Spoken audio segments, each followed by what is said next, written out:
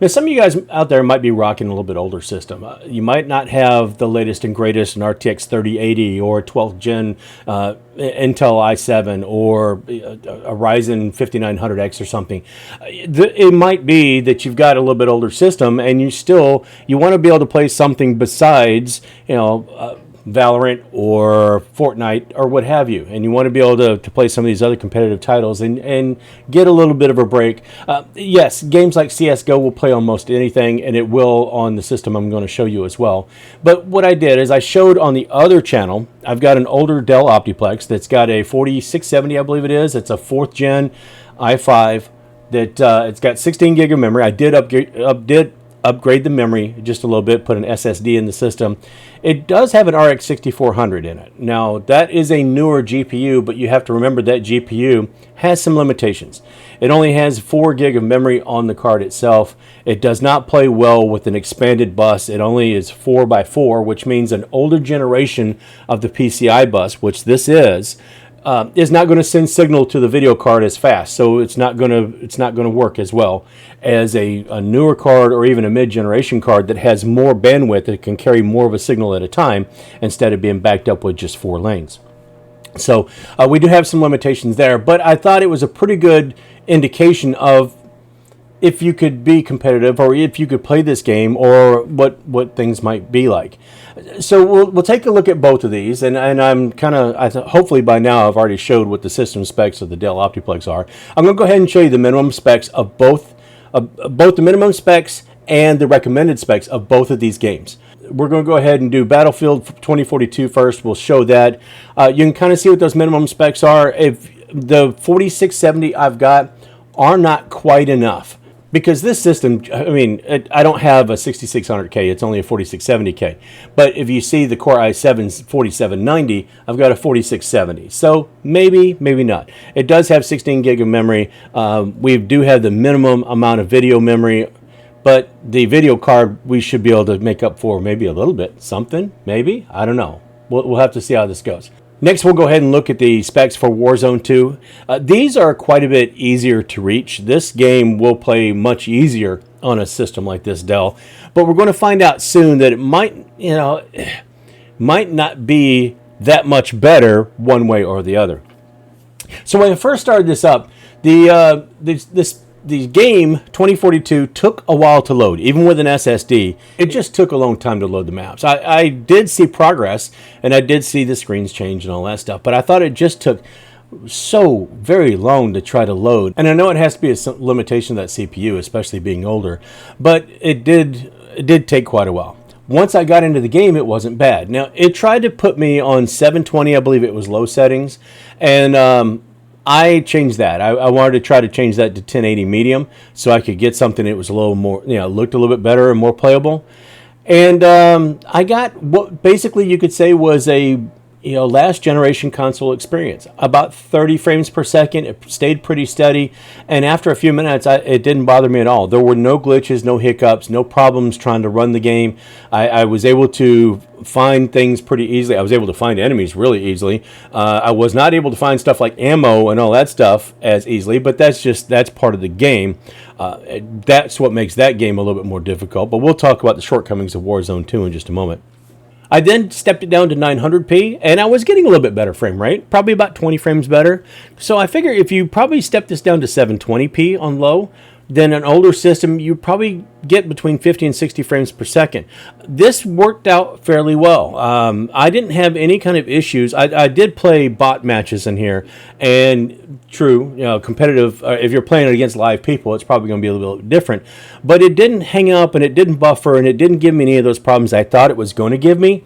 It loaded everything. The maps moved smoothly. I was able to get from one side to the other. I didn't have any kind of problems once the game itself actually loaded up. It went pretty smoothly, and I forgot that the frame rate was lower, quite honestly. It was getting between 30 and 40 frames on 1080p, and it was getting a little bit higher than that 900p. So I figured if somebody goes to 720p, then you're still going to be in HD. It's still going to be a good-looking game, and I think you'd probably do pretty well. I don't think you'd have too many problems at all with this. Now, moving over to Warzone 2, I did the same thing. I went ahead and started. This time, I believe I started with 1080 regular or normal, whatever it is. It's their low setting. I started with that, and we went ahead and started playing. And again, I was getting a console type experience. I was finding if you're in or near buildings or facing buildings or something where it had to, keep up with less things going on in front of you, then you would get just a little bit higher frame rates. If you were out in the wide open, it would get down around 30, 32, 34. But still, it stayed at or above 30 frames per second. It was very much a console type experience. And after a few minutes, I didn't have any kind of issues. It was much easier to find resources. I could find ammo, I could find guns, I could find all that stuff. It was harder to find enemies. So we've got Battlefield 2042, easy to find enemies, harder to find support material. And then we've got Warzone 2, which is very easy to find support material and hard to find enemies. If we could get a balance of the two of them in there somewhere, maybe we're doing good.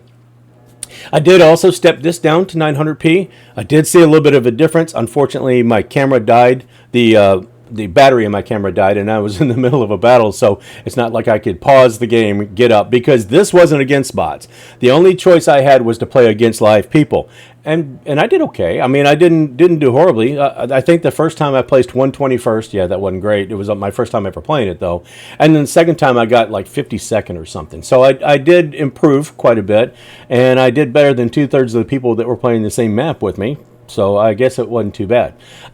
This was fun to move around. The textures and everything looked good, even though it was on a low setting, on 1080p low and 900p low, or normal, whatever they want to call it, regular. It looked pretty good. The game itself looked pretty good, and it moved. The physics of the game were cool. It was not a problem trying to get into a vehicle and drive around and things like that. So I really did enjoy. I actually enjoyed both games, and I will probably at one point or another try to stream them on this channel or stream them somewhere and put highlights on this channel along with the stuff that I did with No Man's Sky. I was pretty impressed with this little system. This little Dell Optiplex with a fourth gen i5 in it has really, I mean, it's been a workhorse. It's done really well, and it didn't do nearly as bad as I thought it might. I thought it was really going to struggle, and it didn't. It played pretty well, and it kept up. And even though it was a console-type experience, we have to remember that this whole game system, it only cost me about $330. Well, it cost me almost $400 buying the parts, but now you can build this system for around $300.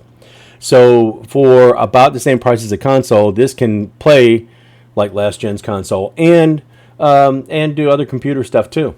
So I mean yeah, I can't really argue with that. It did pretty well overall. Very satisfied with the experience in both games, and I will probably try to play both games again soon. I don't know which side of the fence I'm going to end up on. I don't know if I'm going to play Battlefield 2042 more, or if I'm going to play Warzone 2 more. I wish it was a little bit easier to find support material in one and enemies in the other, but hey, it is what it is. We'll see. I will have to test and just practice my shooting, I guess. I don't know. First-person shooters. Yeah, both the massive multiplayer first-person shooters. Well, I don't even know what they're classified anymore. But anyway, that's all I have for this. Just kind of letting you guys know what I found. Even hardware that is older, maybe not as good, and maybe not as up-to-date, can still play some of these newer titles, still play some of these multiplayer titles, and do it relatively well. So no worries. If you're thinking about playing games like this, I'm not trying to plug either one of them, but if you're thinking about playing games like this and you're worried about your hardware, try it out. Warzone 2 is free. You know, it takes up a lot of space on your hard drive, but it's absolutely free. So if you download that and try it out, what do you have to lose? You didn't waste any money, right? So there you go. Anyway, that is all I have this time. Don't forget to visit me on the other socials, especially the main channel, That Paul Guy. The website is thatpaulguy.tech, and I will try to always have some kind of deal or something that I'm using with a build or reviewing or something like that. Will end up on that website as well. The only real thing besides liking and sharing and subscribing that I'm going to ask you to do is it's that time of year that every time of year should be like this, but just be nice to everybody. You don't have to be nice to everybody. Be nice to somebody. Be nice to at least one person. Wave, smile, hold the door open, something. If you can afford a little bit of pocket change and one of those folks that's ringing the bell in front of a department store, that's cool too. And if not, at least just smile and wave and just, be nice to somebody. Somebody might be nice to you. You never know. Don't forget, I do have a main channel, That Paul Guy, so don't forget to visit me over there and keep on coming back. I'm trying to build this, and I really The reason for this channel is because I'm doing so much with the other stuff that I have to have a break once in a while just to play some games and have some fun. So the more this channel grows, the more fun I'm forced to have. Is that I don't know. Maybe it encourages me to just relax once in a while. It's going to be crazy. It's going to be a fun year. 2023 is going to be fun. As I was saying, no, that is all I've got for this time. So folks, take care of yourselves out there, and I'll see you later.